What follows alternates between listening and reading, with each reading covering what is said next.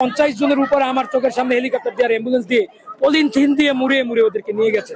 আমরা লাশ বের করছি, আমার হাতে পুরে আমার ভাই বোনরা মরছে, আমি সেভ করতে পারি না। এখানে কিভাবে লাশের সংখ্যা বলে 8 জন 19 জন। বিচার চাই, আমাদের ভাইগুলা কেন মারলো, আমাদের শিক্ষকের গায়ে কেন হাত দিল, আমরা এগুলো বিচার চাই। এটা সবাই জানে, এখানে জিজ্ঞেস করার কিছু নাই। শত শত লাশ গেছে, আপনারা বলেন ইংলিশ করেন তাহলে 200 প্লাস মারা গেছে, আপনারা 19 জন। যমুনা টিভি নিউজ করছে কিছুক্ষণ আগে 27 জন নিহত, কিন্তু আমরা লাশ বের করছি, আমার হাতে পুরে আমার ভাই বোনরা মরছে, আমি সেভ করতে পারি না। এখানে কিভাবে লাশের সংখ্যা বলে 8 জন 19 জন 27 জন। ঠিক আছে, কালকে আমার ছোট ভাই আর ছোট বোন এখানে উপস্থিত ছিল, একজনের, ঠিক আছে।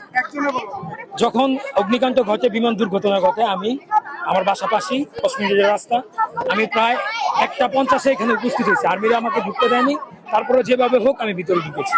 এখানে ঢুকার পরে আমি যা দেখলাম, আমার ভাই আর বোনকে উদ্ধার করার পরে আলহামদুলিল্লাহ ওদের কিছু হয় নাই, কিন্তু ছোট ছোট বাচ্চাদের লাশ আমার চোখের সামনে। আমি 2টা থেকে 3টা পর্যন্ত এখানে উপস্থিত ছিলাম, প্রায় 50 জনের উপরে আমার চোখের সামনে হেলিকপ্টার দিয়ে অ্যাম্বুলেন্স দিয়ে পলিথিন দিয়ে মুড়িয়ে মুড়িয়ে ওদেরকে নিয়ে গেছে। তারপরে ওরা কিভাবে বলে 27 জন মারা গেছে, আমার প্রশ্ন এইটাই। কিন্তু ওরা তো আরো আগে থেকে লাশ উদ্ধার করা শুরু করছে।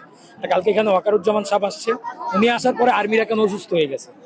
ঠিক আছে, ওরা উদ্ধার কাজ করছে, অসুস্থ হতেই পারে, কিন্তু আগে হলো না কেন? আপনি কি মনে করছেন কেন এই লাশটা আসলে গুম করা হচ্ছে?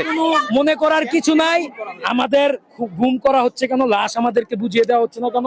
আমাদের একজন ছোট বোন আছে, তার চাচাতো বোনকে এখনো পাওয়া যায়নি, সে আমাদের সাথে রাস্তাতে নেমেছে। আমরা আমাদের বোনের লাশ ফিরিয়ে চাই প্রশাসনের কাছে।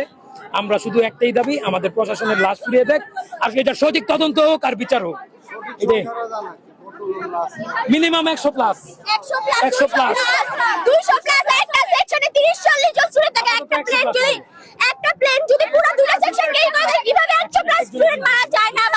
আমাদের স্টুডেন্টরা শত শত লাশ নিজেরা বের করছে, ওই জায়গায় ওনারা ছড়াইতেছে যে মাত্র 29 জন 30 জন মারা গেছে। এগুলা কোন ধরনের খবর? সব ভুয়া নিউজ ছড়ায়।